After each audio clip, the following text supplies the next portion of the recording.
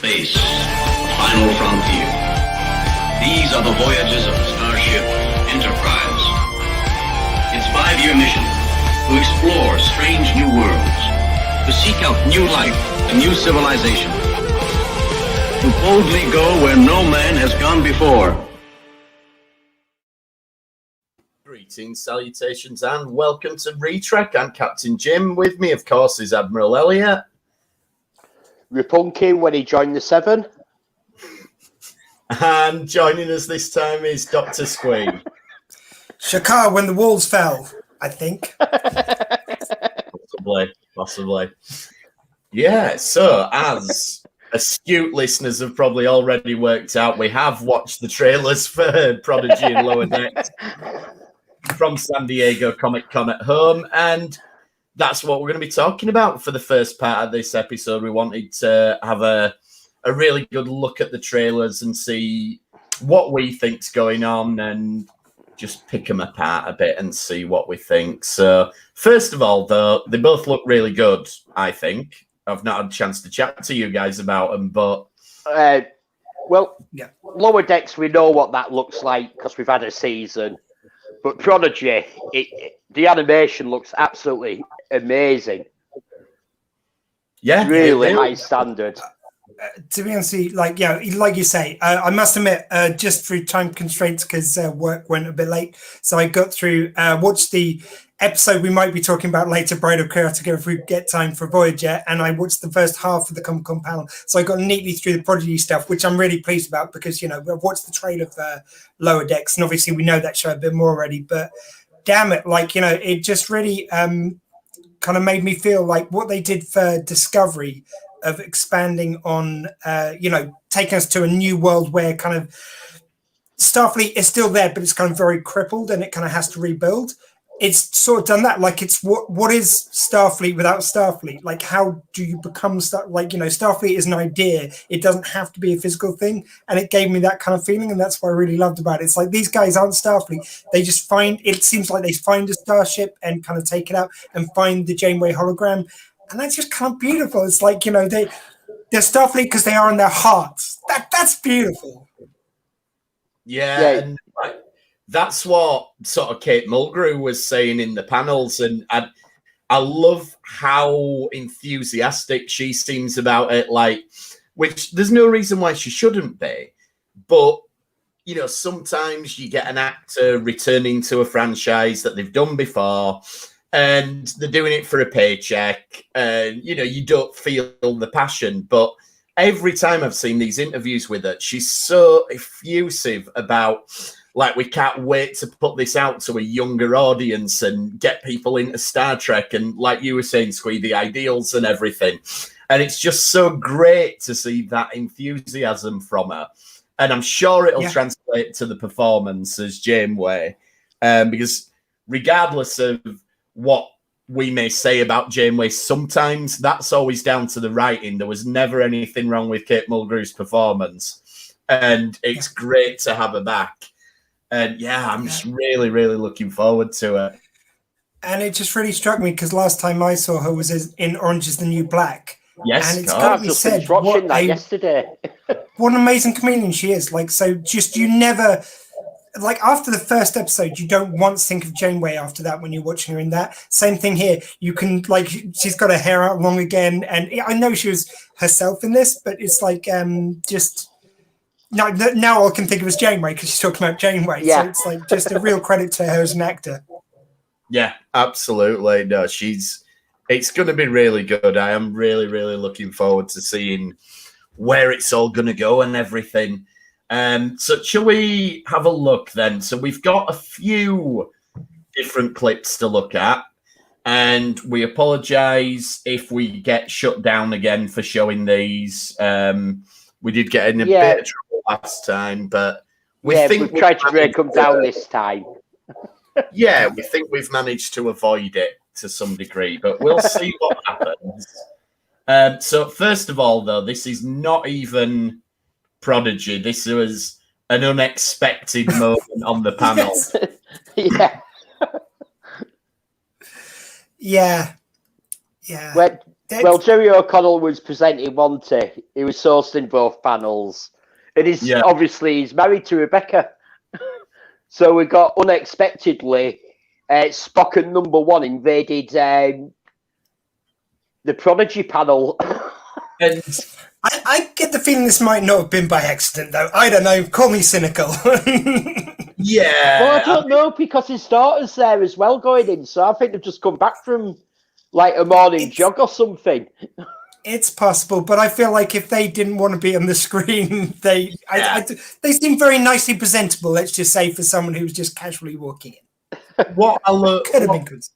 What is noticeable in that clip is clearly, as we know, they've only just wrapped filming of season 1, and Ethan Peck's not had a chance to grow his normal eyebrows back because he's still very much got Spock eyebrows in that little appearance that he put in there. So that's great.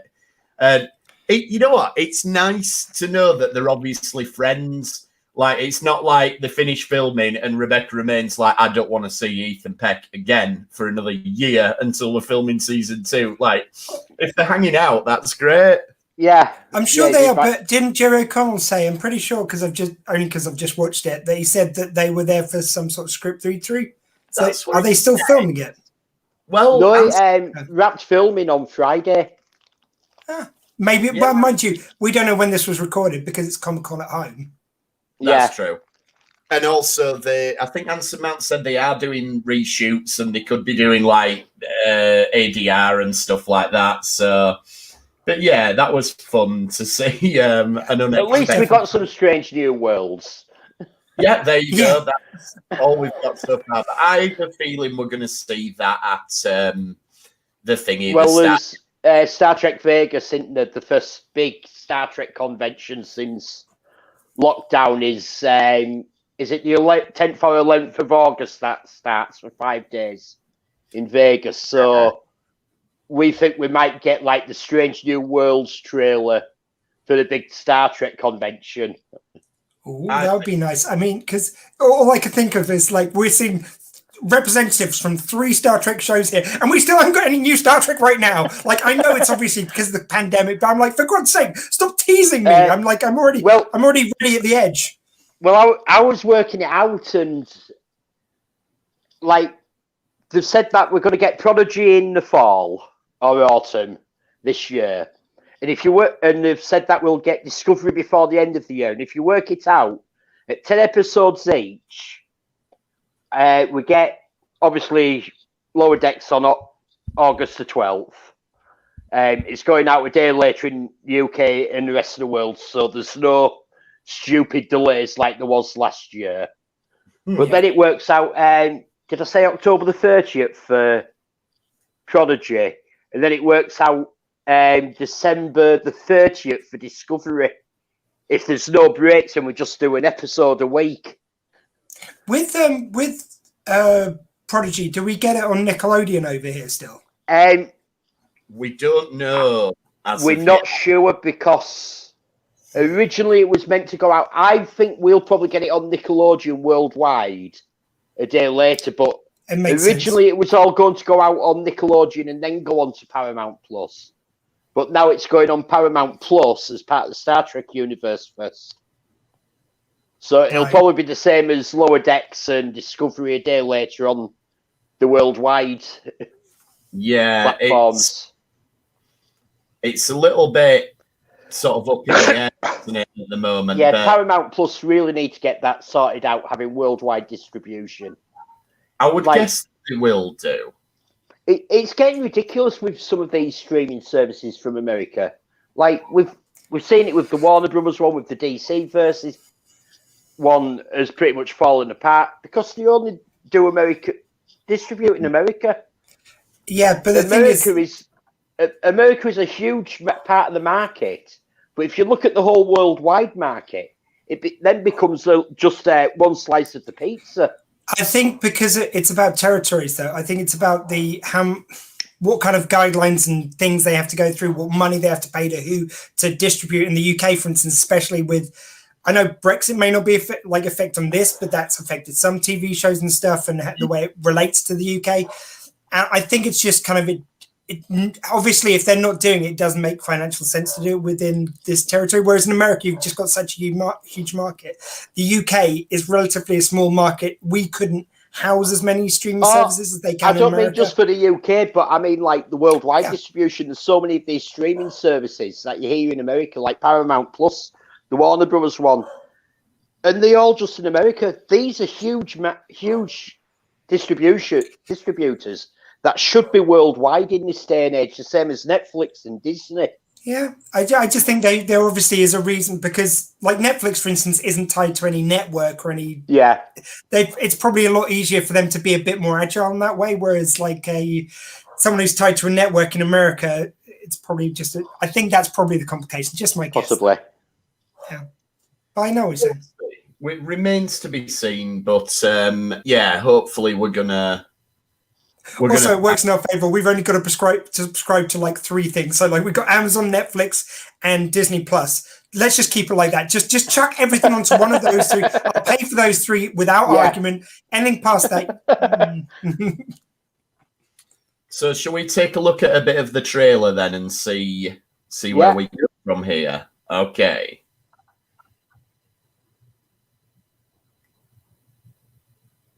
Oh, let's have a look. Oh, that's I was just showing you like the new Paramount Mountain intake with Nickelodeon bouncing into it. So here we are. So this looks like they're on some sort of mining planet or something potentially.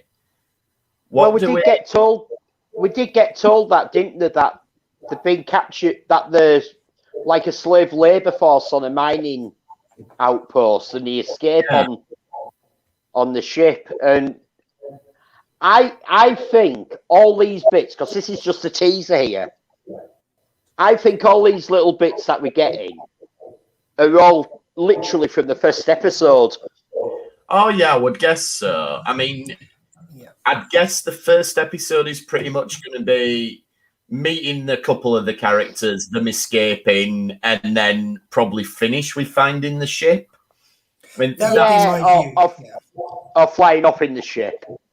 Yeah, I think you meet probably all the characters in the first episode, but it ends with them getting aboard the ship, and perhaps even just at the end of that episode, you get Janeway switched on, and like saying like something along the lines of "We've only just begun," like we hear her echoing in the trailer. That would be a nice little, because we want to meet our new characters first. We want to kind of like get invested in them. If you're going through Janeway, we already care about her, introducing her right at the end then teases us into the second episode. I think that would be a smart way of playing it. And I'm feeling kind of sorry for the Doctor because he invented the emergency command hologram, but Jamie's commandeered it and using her image, so a bit harsh. But there we go. Well, she is Vice Lieutenant, as Jerry Connell called her. Was it just me, or has someone literally just woken up Jerry Connell for that panel? Look, he's endlessly charismatic, and I think he's charming enough to get away with it. But if anyone else was as sort of sketchy sounding as him, I don't think they would have. No, I mean, he did make a joke of it himself, didn't he? That it was because Will Wheaton wasn't available. But he kept saying all the time, didn't he, that like, I wonder if he was almost the last minute standing as the host. Yeah, I do wonder. I wonder if, I mean, surely Will Wheaton's not upset anybody. He knows where his bread's buttered. He seems very happy with the role that he's in at the moment. But I don't want him replacing full-time with Jerry. And we've got a couple of the weird alien guys. So we didn't get a lot of them in this trailer. Mind you, we didn't get a lot of anybody in these trailers, did we really, apart from Dal? The first guy's meant to be a Tellarite. That guy there's meant to be a Tellarite, isn't he? Yeah. And he was the one that they said there's going to be some Alpha Quadrant stuff. And then that's a blob. Well, then we've got the Brickar. The Brickar, I'm absolutely loving that they're making the Brickar canon. And because I remember the New Frontier books and Zach Kemp. It's amazing they've got a little girl playing the part, actually voicing the role.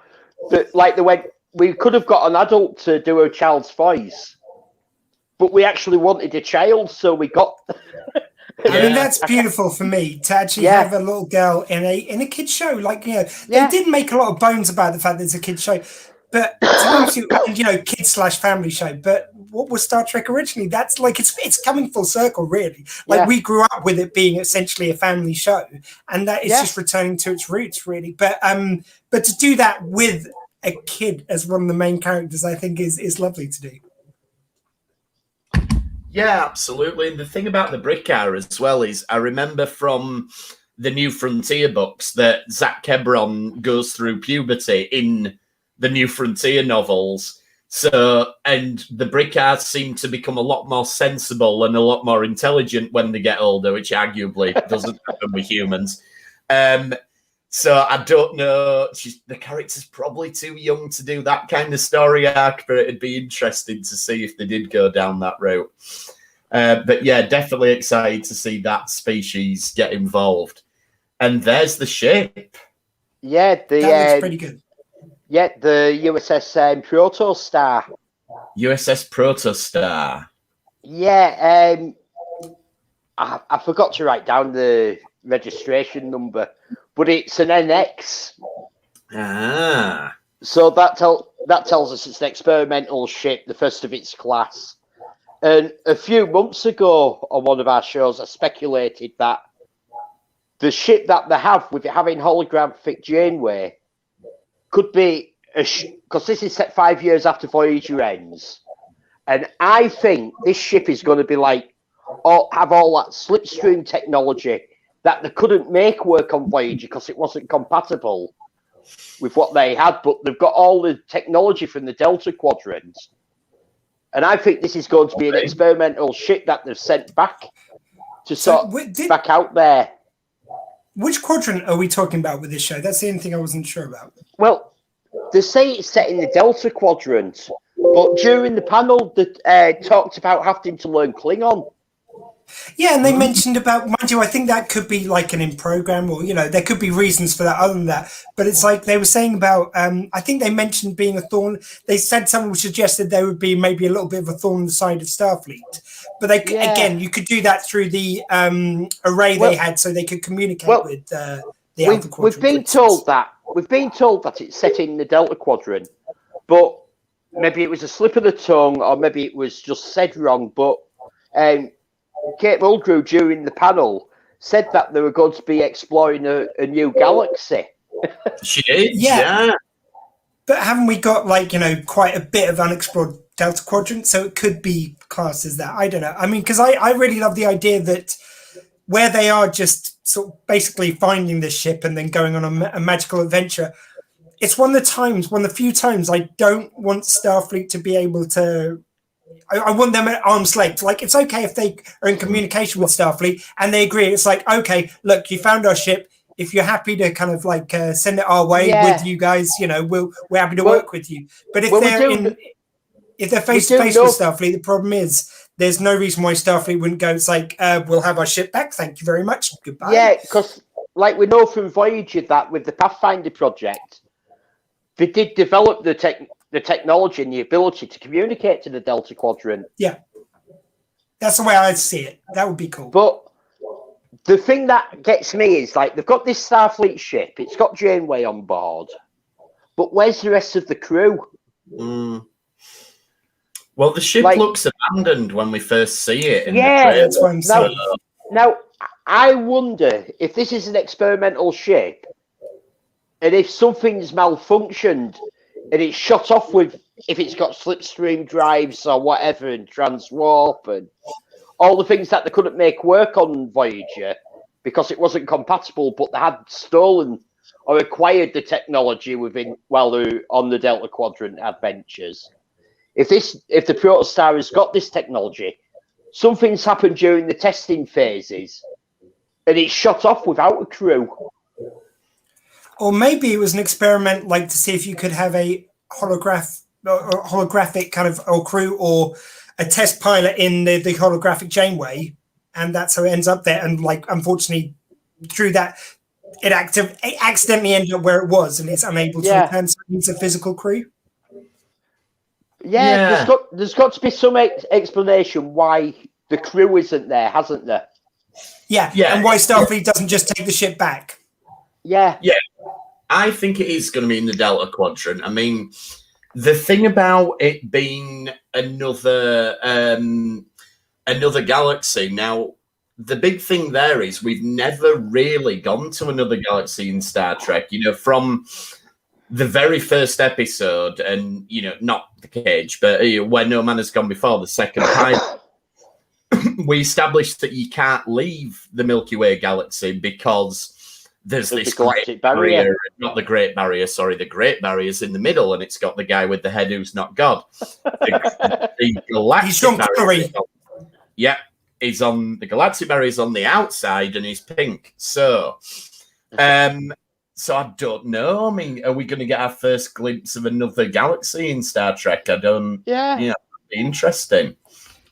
Be really exciting. I think just this is so chock full of possibilities. I mean, to be honest with you, I'd be happy if it was just Voyager, but with a crew who aren't Starfleet becoming Starfleet. That would just make me so happy. And maybe they know a bit more about the area, but they're discovering all this stuff. In fact, I say that, but like one of them's going, it's like, oh my God, I never realized there were so many stars, which suggests they've always been bound to this one planet or one area. They've always been on this mining planet and never sort of been allowed out, if you like, Yeah, that's still into it. But we also have Gwen there. And Gwen's the daughter of the owner of this mine that they all sort of imprisoned on. So she maybe rebels against him and... Yeah, and helps them escape. It's... I mean, I'm always excited for new Star Trek, but I think in the way that Discovery... Again, I'm going to do a parallel to Discovery's last season. The way that got me more and more excited as the season went on, showing me a completely new world that we, like in a way we haven't for a long time. We experienced a totally new time and a totally new experience for Starfleet. This did this. Like, I feel like we're doing something we've never done before for Star Trek. And it's really but it's so Star Trek at the same time. Yeah. We've never had a crew completely, like I know you could make arguments for the Marquis, whatever, but most of them were ex-Starfleet anyway. These guys just aren't Starfleet, and they're becoming Starfleet through this wonderful adventure. That's so beautiful as a Star Trek idea. Yeah, definitely. I think we're all in agreement that we're excited to see it. Yeah. Yeah, the bridge that we see there looks more advanced, I would say, than where we were at with Voyager and Deep Space Nine. Time. Well, Voyager was... Well, this is set 5 years after Voyager ended. Yeah. And Voyager was state-of-the-art when it launched. But this is 12 years after. And I'm still going with that. It's got all sorts of the Borg technology Voyager ended up with, all these engines. They've gone through the War of the Dominion, and they've probably stolen technology from them by now. And as we all know, during wars, you do have massive technological jumps. Yeah, you do. And, this and Lower Decks are filling that space between Nemesis and Picard. So we're getting that kind of lost era filled in to some extent. Yeah. And, it is going to be all new stuff. And I think that's the great thing about, like, Picard. They've jumped it forward enough that there's a space there to explore.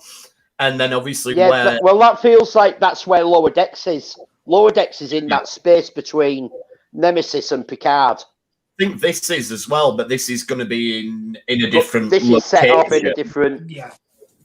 I feel like you could do some really cool stuff with, like, we've got so many shows now in different time zones, both in animated and in real life. You could do so many wonderful crossover ideas. Of course, this is animated, so you can't have, like, you could have some live action people coming into this as animation. So, like, who knows? The Discovery has this wacky time travel adventure and ends up in Prodigy times. You can have Lower Decks can have some like they're already doing some wonderful crossover things. You can have like that has been time travel back and forth. That has been teased, hasn't it? That as they're building up this universe, they are going to be crossover episodes. And well, this is it. I mean, wouldn't that be brilliant if, like, we know we've got a new movie coming? wouldn't it be brilliant if I'm not sure if the movies are going to be theatrical or Paramount Plus now, how they've got it with the Star Trek universe. But wouldn't it be great if they do movies as special events where we get these huge crossovers?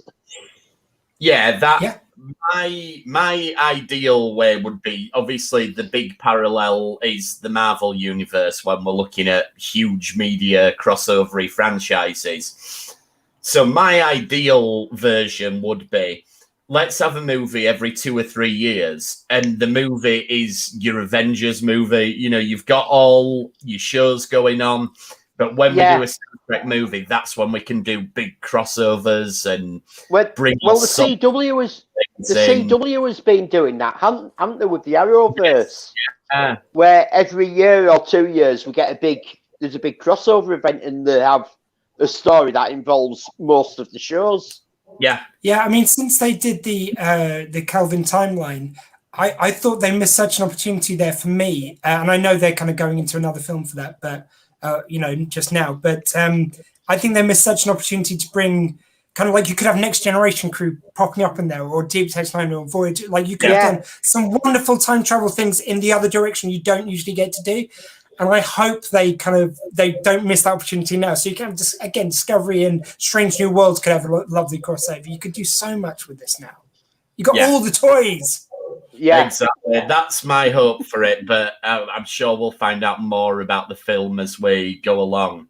So let's take a look at Lower Decks then. And obviously, this is a totally different tone and everything to what we've got from Prodigy. But what I think's great about Lower Decks is, like, it took a few episodes to grow on me, but I'm so happy to see these characters again. You know, even though it's the last thing. Well, not the last thing. Sorry, Discovery was the most recent, but they've not been away that long. But I like especially. Like, we were lucky because we managed to watch it from CBS American broadcast. But a lot of people, Lower Decks is actually the last thing they'll have seen because it took so long to be released on worldwide distribution through Amazon. There was almost a 6-month delay. So a very small break between seasons if you've been watching it at the pace of Amazon. So, I mean, obviously, we're not just going to repeat all the gags and everything, so that'd get a bit redundant, but there's a lot of Easter eggs and things, even in just this little trailer that we've got. Well, this first clip, like, the on the satellite, we assume they've been doing some repairs or something, and they get left there. But I sent you another clip from TNG, and I believe this is the cryo ship from the Inner Light that they've been dumped on. I mean, I've just got a one-word question for you guys. I hope you thought as I did, Frank. Yeah, Frank was But I think this is the same. I think this is the satellite from the season 1 episode. Not the Inner Light. I just love for them to turn around and go, oh, for Christ's sake, we've been left here. And then just like Frank pops up and goes, yeah, fucking tell me about it every time. Yeah, if you can find cryo ship, you'll see what I mean. Right. So, yes, Elliot did send me a clip of this, but I have many, many clips queued here. Sorry.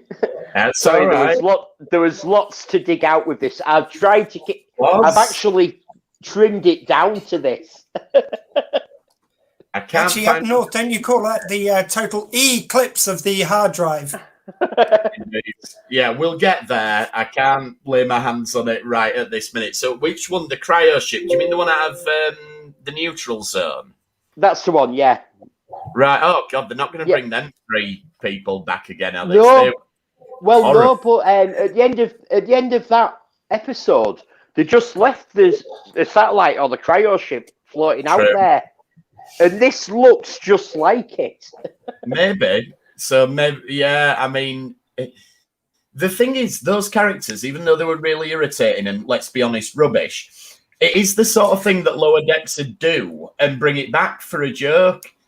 Like, you know, it wouldn't surprise me at all if that was the case. It is one of those things. Whatever happened to them to them characters? Now, this was interesting. It's only a short clip, but that species there is a deep cut, and this is into the animated Star Trek, the animated series, and it's a Ben. From the episode Ben?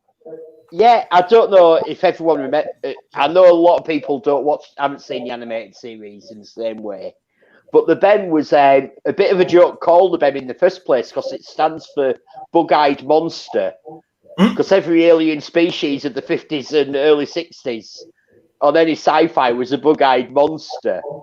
But this species is the one that could take its body apart and move them separately.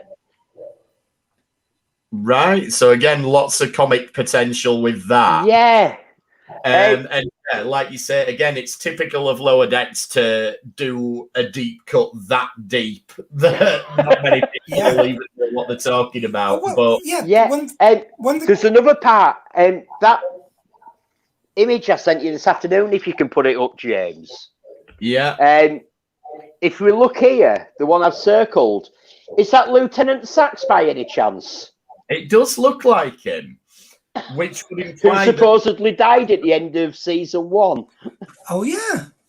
Well, so I'm guessing then that this will be a flashback, so it might be that sort of Family Guy style joke where they'll say, "Oh, do you remember when we had a BEM on the ship?" And it'll, Well, I don't know if you noticed, but Mike McMahon during the interview on the panel, he had a big cutout of Lieutenant Sachs behind him. Ah, well, who knows? Maybe so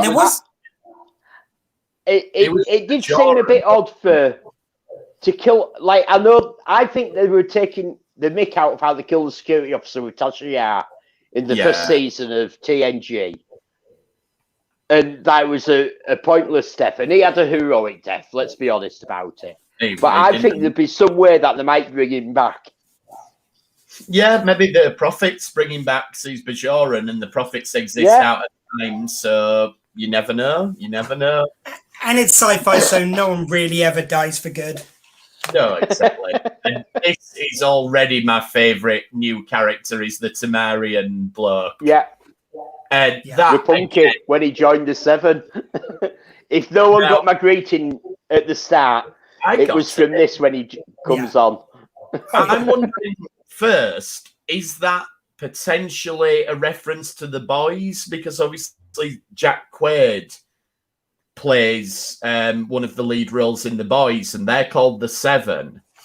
So I wonder if is where they're going with this, that this Tamarian, so that he can sort of integrate himself into a human crew, has he studied human popular culture, and he's drawing references from that.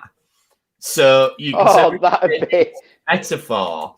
So are we gonna get like weird call outs, like you have a will they, won't they? One second, James. I take my hat off to that. Thank you. Sorry, I interrupted you just with that shit joke, but go on. If they're not doing that, maybe they should. But yeah, so you could have a romance going on, and it's a will they, won't they, and it could be Ross when he met Rachel, stuff like that. These references to our popular culture. Just know, James. No, I was just going to say, just know, James, I love that so much. Now I'll be pissed off with you if it doesn't happen. Just know, it's not your fault. You've come up with a great idea. But now if it doesn't happen, I'm going to blame you that you come up with a great idea I don't get to see. It. And, they'll have to incorporate it later on. But I love that idea of this guy knowing all this popular culture. So everything that happens, he's got a little throwaway reference to it, Oh, you can have so much fun with that. You could they're falling into a trap. The way that Mike McMahon actually writes, there could be these throwaways in everything he says, but it's will you spot the Easter egg? Yeah, That's just why with it being the 7, it just seemed I've heard that before, and it's the boys, and we've got a cast member there, so that just I picked up on that. I did pick up on it.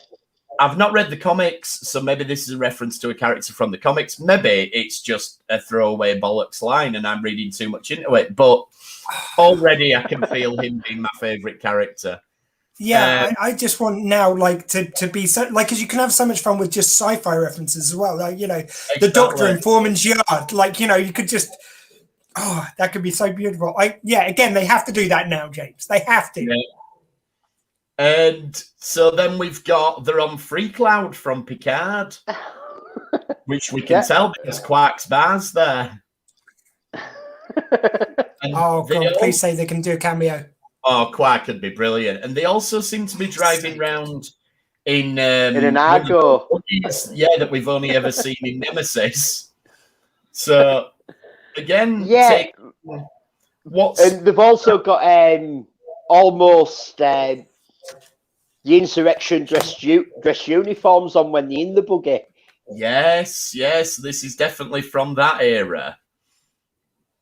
And I like the idea of hopefully we will get a Quark's appearance, and maybe we'll get the answers to our questions we had at the time, which is, has Quark relocated, or does he now own a franchise and there's Quark's bars all over the galaxy now? So I'd like to think that how we saw it at the end of DS9, and Quark was going to be a sort of like the last bastion of hope for Ferengi principles and ideals, that he now has a Quarks on every planet.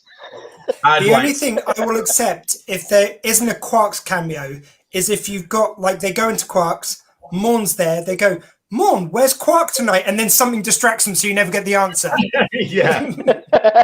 A Morn cameo is the only way I will accept not seeing Quark. Well, Morn running of Quarks. How's business? Well, and just someone interrupts them.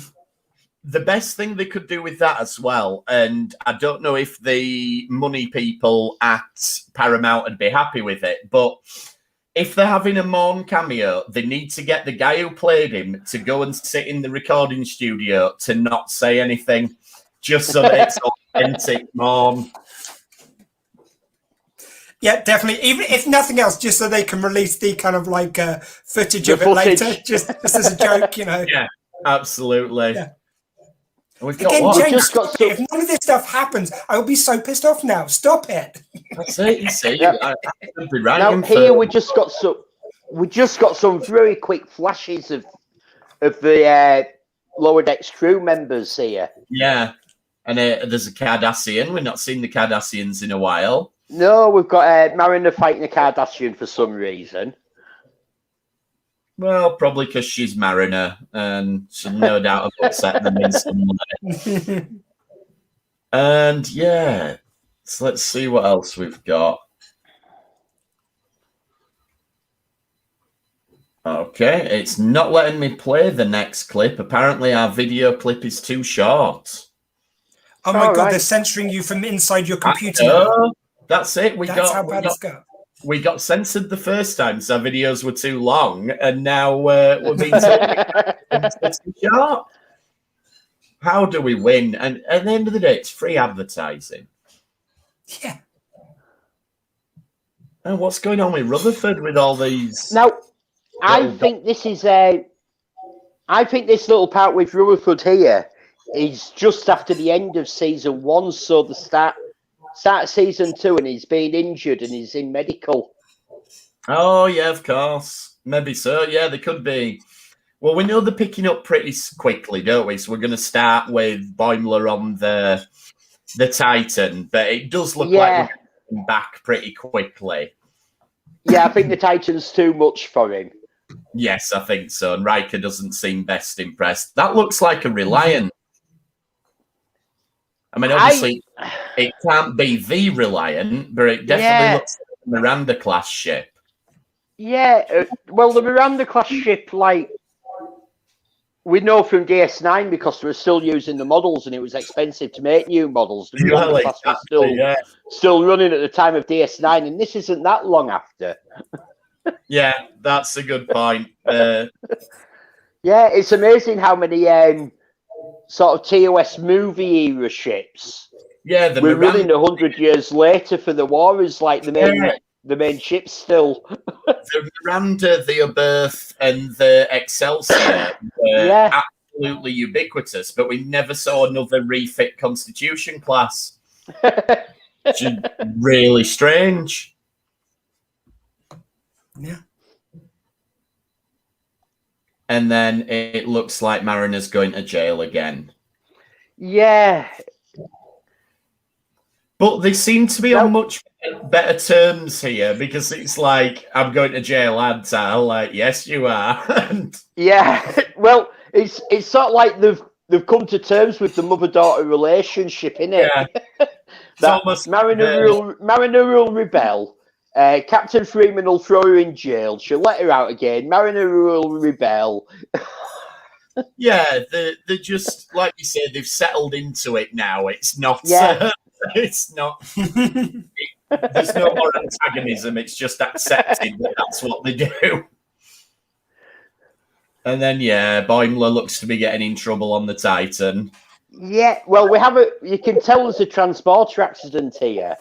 Like, as they beam him up, there's a shot fired. And he seems to get between them sort of interference because, like, he's not beaming up properly there.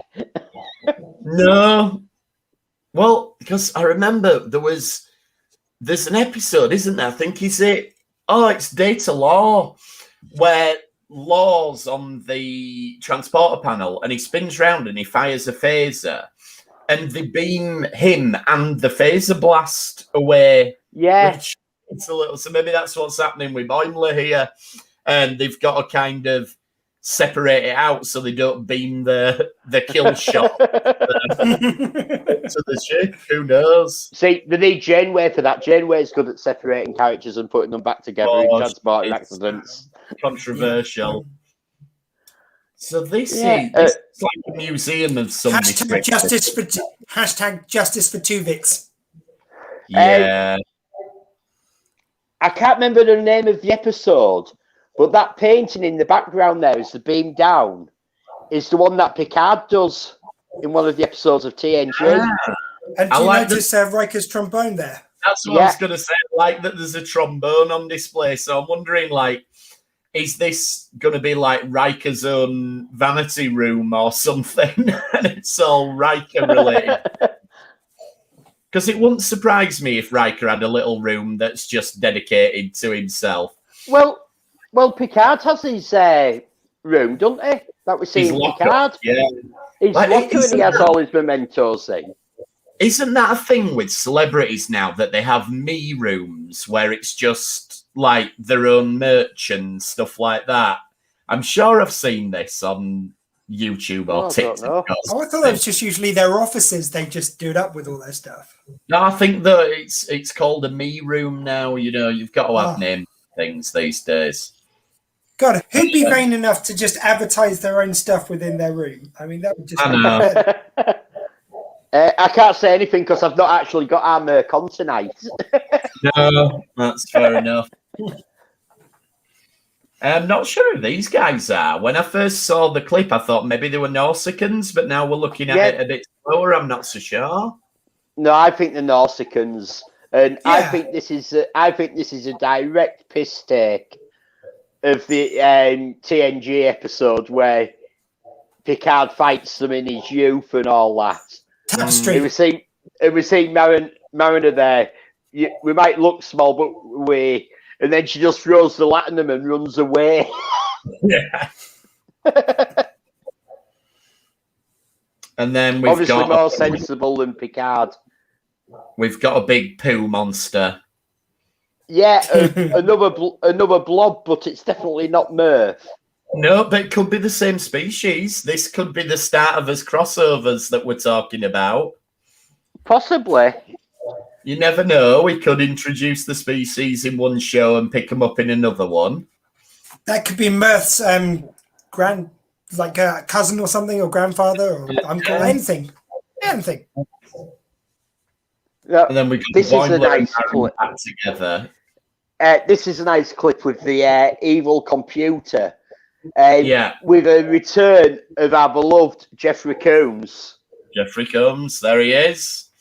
Adding yet another Star Trek character to his. It's an evil computer. You can still see it's him, though. Yeah, yeah. You can. Like, I've got a theory on this because there's been speculation of him being the Doctor in Strange New Worlds. There has, yeah. We've had nothing released yet for Strange New Worlds. And then he shows up as a character in Lower Decks. Yeah. There was all sorts about Q Goodsby showing up in live action. And then we got him as a cameo in Lower Decks, and you sort of thought, oh, is that what it is with him? Like, obviously, it's all blown up now. We know it's in loads of stuff to come with Picard, but I wonder if they have to use these animated shows where when they want a legacy character back and all that, and the internet goes wild that so and so has been seen working with Paramount, CBS on Star Trek. If they can just slot him in as a character, as a voice on one of the animated shows, to sort of cover up and try and keep it as a big surprise. Then also there's the reverse of that as well, because if you've got someone who is cameo going into Picard, for instance, what you got in the studio, could you just record these 2 lines for the animated show? Get one little cameo, so it works for both ways. Yeah, but it's a great way to sort of disguise that if you can avoid clips getting out, it's a great way to hide people being on your shows. Yeah, you're right. If you see him on an animated show, oh, that's why they were there. Yeah, I mean, the fact that we've seen Paris pop up in a cameo in this, and there's been loads of articles where Robert Duncan McNeil's going, oh, well, we can never work out times with Picard. We can never work out times. It just seems a coincidence of timing that just as he pops out in the animated, he's talking about not finding time for the other. And that seems like a bit of bait and switch to me. Yeah. In the way you're talking about. Yeah, I think he's got to show up in Picard season 2 or 3. And we know the filming both back to back. Because he said possibly 3, and he said definitely not 2, so I reckon it's going to be 2. So, yeah, I mean, there is a thing, obviously, it's a lot quicker to record a vocal cameo than it is to go and get all kicked up. And also during all this lockdown we've all gone through, it's a lot easier to get someone to record something from home. Yeah, definitely. So let's have a look at the Robert Duncan McNeil, Tom Paris plate there. That's so good. Yeah. Tom Paris is a hallmark ornament. And did you not say, Elliot, that apparently you can buy these already? Mike McMahon has said that you can't buy it yet, but he said that it's going to be out early August. And coincidentally, it's going to be out in time for Star Trek Vegas. Right, so they'll be selling them there then. Well, I'd imagine so. I've noticed. Is it going to be interactive? I would hope so. It depends what fumes are in your Jeffrey's tube for how interactive it's going to be. Garrett Wong. No, just leave it to be loaded with some set phrases. Like you've now got the tech where you could very easily just have it kind of obviously be limiting what it could say. Yeah, I mean, would it give it a Wi-Fi connection and they can constantly update it and? Because they've got these picture frames now. Were you telling me about Garrett Wong? Garrett Wong's done his own. He's had someone do a mock-up of Harry Kim one. Which you can see online if you check out Garrett Wong on Twitter. Is that Garrett Wang? Pronounced Wong. Ah, I've been pronouncing that Wong all this time, as it turns out. There you go. Yeah, it's written Wang, but it is pronounced. When we saw him at Sci-Fi Weekender, he was very explicit at saying that it's Garrett Wong, because he found out what one can mean in the UK. Whoa. No, Elliot, don't say that as fast as you just did, because it comes out as even ruder still. I am going to have. What wank can mean in the UK? You mean what wank can mean? I think that we have the explicit tag on the podcast as standard. Doing a lot of editing on this episode, I'll tell you that. And everyone where I pop up, I know. I'm sorry. I lower the tone. I know. So there's just so much, isn't there, in Lower Decks? Well, it's great. Yeah, it's like there as well, and yeah, this looks like the Ferengi are nicking something, doesn't it? And they've got their own Argo there. They look very much like Jawas there. I suppose the Jawas there was a clip of this. Star Wars universe. There was a clip of this in the first trailer, and what's the name of that beast? The white one with the horn. TOS. That's it, Magato. And they've got a Magato in that cage. Oh, excellent. See, again, going back to the New Frontier books, there's a Magato crew member in that. And again, he has a brilliant character arc. So, and then we've got Boimler looking like he's been assimilated by the Borg. Yeah. Now, wouldn't it be fun if that was the end of season cliffhanger, if it was just best of both worlds, but with Boimler? Now, I'll be honest here.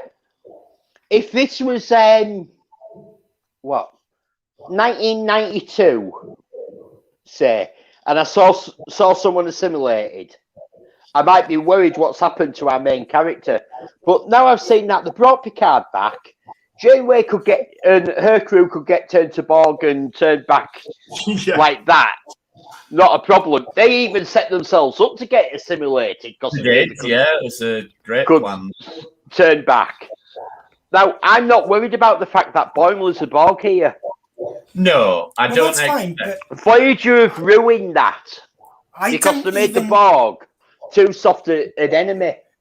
I think the problem is once you've done something too many times, it's ruined anyway. So, like, it doesn't as much matter that they've done that. Like, all it takes is the Borg to get a bit tough to be able to simulate it still, and he can do something new with it.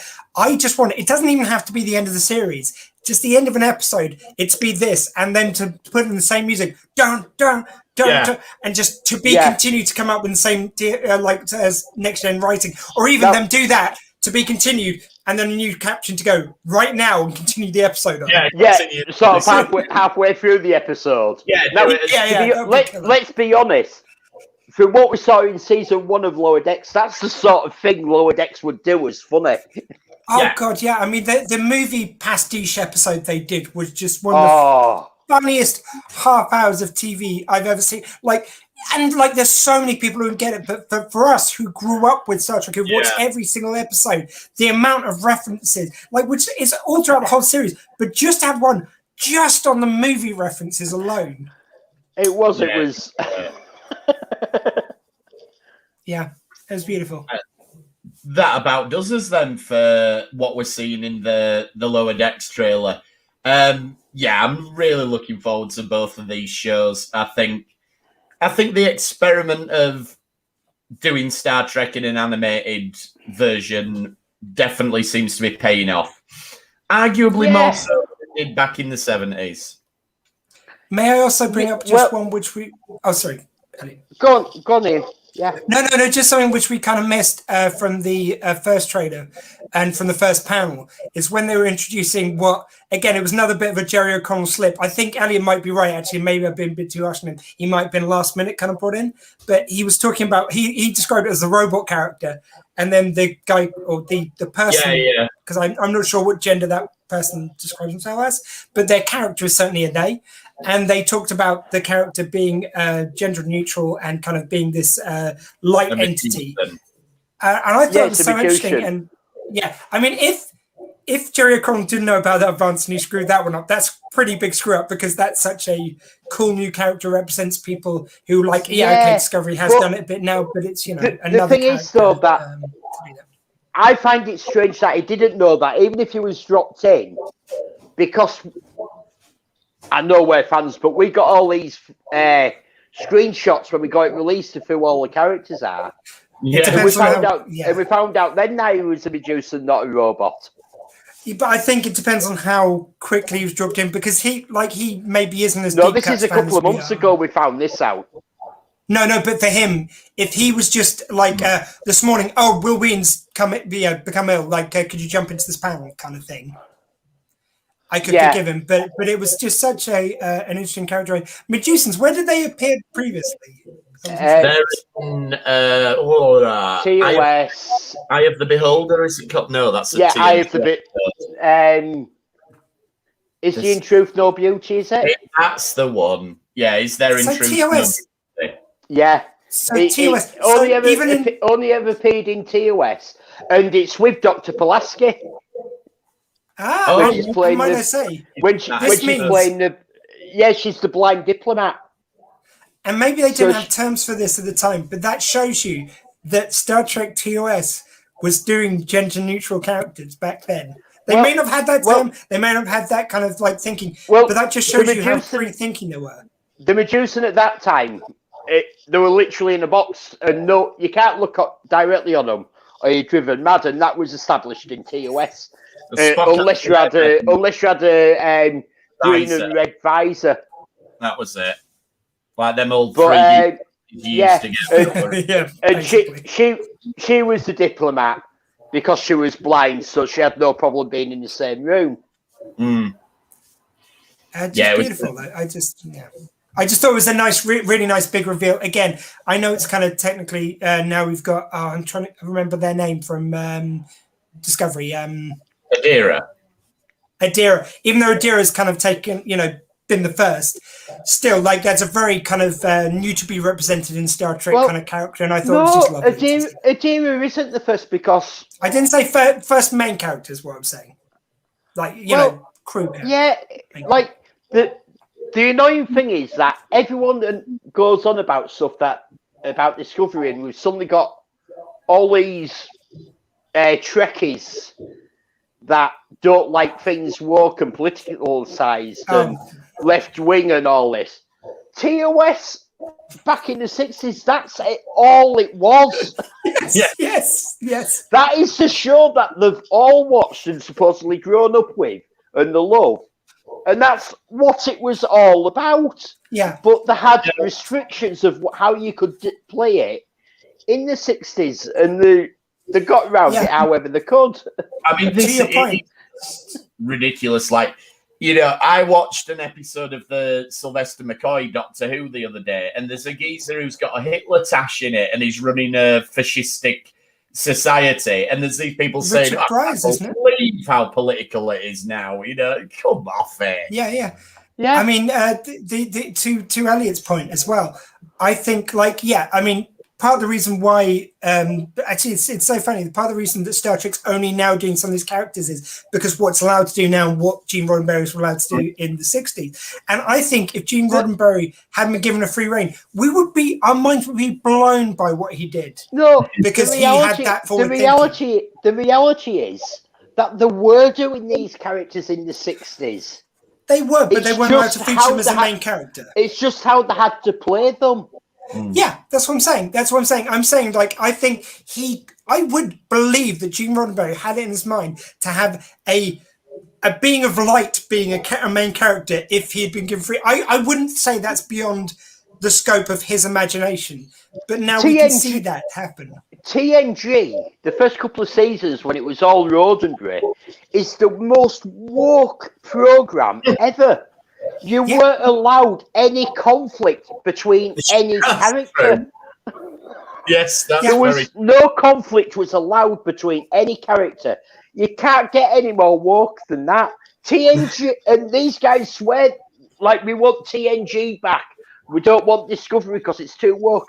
TNG was the most woke show ever.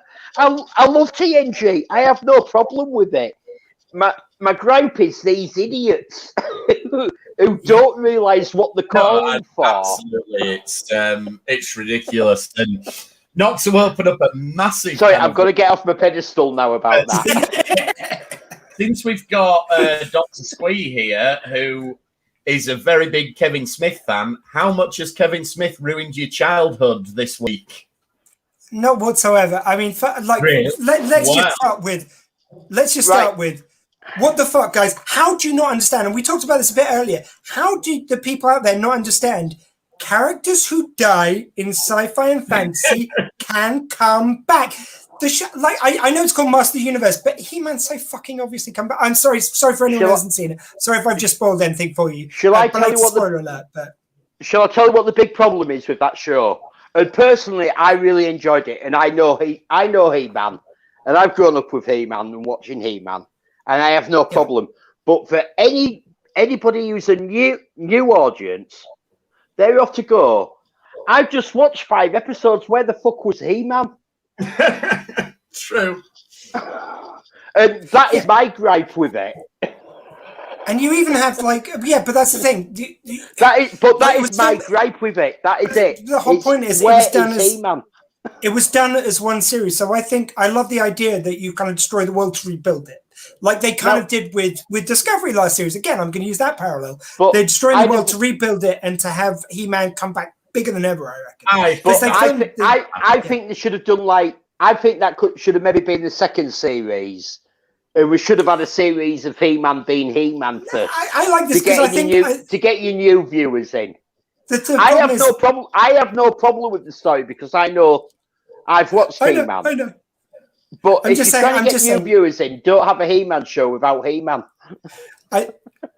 I think the point is, though, that Kevin Smith's talked about this. I'm just listening to Fat Man Beyond, this week's Fat Man Beyond. He talks to the guy who plays Orko, and he's saying about the fact that when they filmed it as one series, and it was Netflix's decision later to break it up. So when he filmed it, he wasn't talking out against this, but he was saying it's like when he filmed it, you had these episodes, but then you'd see the other episodes of whatever happens next. Who knows if He-Man will return? And that was, I think, when he did it, that was the idea of that He-Man would return in one run. A lot of the problem is people have seen half of the arc and are going crazy over it. And yeah, exactly. Anyway, and I've had some people complaining about the puns in it. Did you see the original? Oh my gosh! I mean, come on. Sorry, I missed what they're complaining about. The puns. Puns. The original show was just puns. I was actually missing the puns. And also, can I just so James, just very quickly no, because that's how many puns are in the original. No. I was thinking, where are the puns in the new one? There's just one line I want to very quickly shout out, and it was just a small scene. It was in a flashback, and you had all this other stuff going on, and you had them on a boat, and Skeletor's there, and just as someone's about to emerge back up from the sea, you just had this moment of Skeletor pointing and going, "Oh, and we were doing this in a lovely teal color." It was just so fucking random. I laughed my tits off. It was so funny. Sorry, I really enjoyed it. It's, but yeah, I enjoyed it, and I had no problem with it. But going back to people complaining, to get a new viewers in, where is He-Man? Going back to people complaining about things being too woke, they're going, "Oh, they've made He-Man too woke." He-Man used to literally finish with a message of the week that he would tell you right at the end of the episode, and it broke the fourth wall to do so. But that wasn't work. But they say frequently about things like the environment and shit like that. It was like everyday stuff. And also, if you want to talk about let's bring back Captain Planet. You want to talk about Rick and Morty tried, but you want to talk about work, the amount of times they've had in shows female kind of characters all kind of skimpily clad. They had a man in his pants and a little X across his chest. How much more woke can you get? Well, this is really turned on in my case, but that's another story. Yes. Anyway, we digress. But yeah, we're very much looking forward to the new Trek shows. We'll see how they manage to ruin everybody's childhood as well. But I think it's fair to say... I'm worried about the Ben episode because that might ruin my childhood. Yeah. I think they don't do Ben properly. We don't have time for Bride of Chaotica this week, so we'll have to pick that up another time. But it's been really fun chatting about the upcoming shows, and we'll look forward to seeing them. Hopefully, Dr. Squee, you'll be able to come on to look at some of the new episodes with us if you get the chance. Oh, hell yes, gents. Look, honestly, when I saw the panels, like the first thing I thought to do was text you guys about, like, let's talk about this. Please have me on what you're talking about. And I've been looking forward to this all week as a result. So thank you very much, guys. It's always such a pleasure to geek out with you. I've got a worry that we're going to get the Strange New Worlds trailer. It's going to drop August the 11th or 10th with Star Trek Vegas. As we get the first episode of Lower Decks, and we're going to end up with like this massive long episode that we're going to have to put out talking about the first episode of Lower Decks and the trailer of Strange New Worlds. People who listen to us regularly may not believe that we actually do a bit of forward planning, but we do. And because we've had these trailers dropping and things like that, we've had to rejig which episodes we're doing when. And so, yes, we will get to Bride of Chaotica at some point, and we'll just leave it hanging there because I daren't say where we're going to put it, because there might be another trailer we need to talk about next week. So, if you want to get in touch with us, we're on Twitter at RetrekPod. You can email us retrekpod@gmail.com, or you can come and join us on Facebook. Dr. Squee, what have you got coming up? Well, of course, we have the Dr. Squee Show every Thursday, 8 p.m. till 10 p.m. on the Bear.live, where you can tune in for all sorts of wonderful shows other than mine. But please do tune into mine, because this week we've got, it's kind of apropos with speaking to you, gents, because one of the acts, which is kind of quite regularly at the Sci-Fi Weekender, Death and Gloria, is on the show talking about her new album. She shares a couple of songs, including one from the new album, which is wonderful. And it's a good time. So please join us in, and we'll have some tunes and some good times there. And please also subscribe, drsquee.com, or just look it up. You just subscribe to the Dr. Squee Show, please. And thanks for trekking with us this time. We'll see you next time on the Retrek. Thank you. Bye-bye. Live long and prosper.